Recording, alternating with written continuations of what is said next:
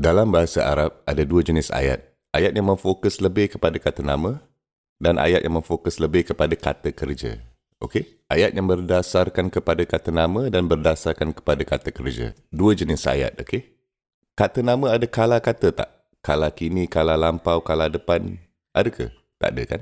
Jadi kita boleh mengatakan bahawa kata nama itu adalah kekal, tidak bermasa. Tapi kata kerja ada kala tak? Contoh perkataan makan. Telah makan, sedang makan, akan makan. Ada kan? Jadi kita mengatakan kata kerja berada dalam masa. Ia tidak kekal. Ia sementara.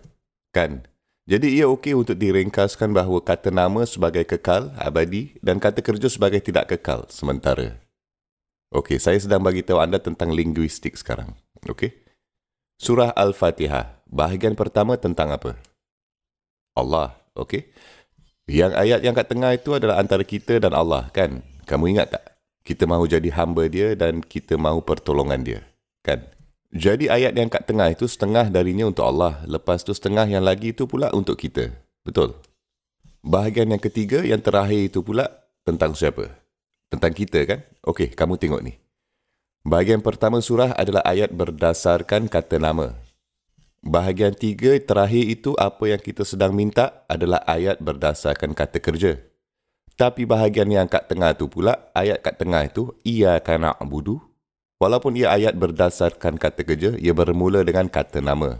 Ia bercampur. Ia adalah campuran berdasarkan kata nama dan kata kerja.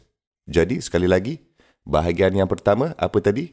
Berdasarkan kata nama. Yang tengah, kedua, kata nama dan kata kerja. Dan bahagian yang terakhir, berdasarkan kata kerja. Apa yang telah saya katakan tadi tentang ayat berdasarkan kata nama? Ia kekal, kan? Bahagian pertama tentang apa? Jadi bahagian tentang Allah adalah kekal, kerana Allah kekal.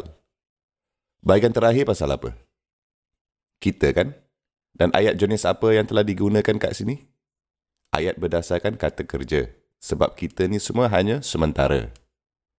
Yang bahagian kat tengah tu pula, jika dari segi tata bahasa Arab, ia adalah campuran antara dua kata nama dan kata kerja. Ia adalah isim pada permulaan ayat, ia adalah kata nama pada permulaan ayat walaupun ia adalah jenis ayat yang berdasarkan kata kerja. Ia ni pelik campuran antara kedua jenis ayat. Tapi apakah ayat yang kat tengah itu bercerita tentang? Adakah ia campuran pasal dua perkara? Sesuatu untuk Allah, sesuatu untuk kita? Subhanallah.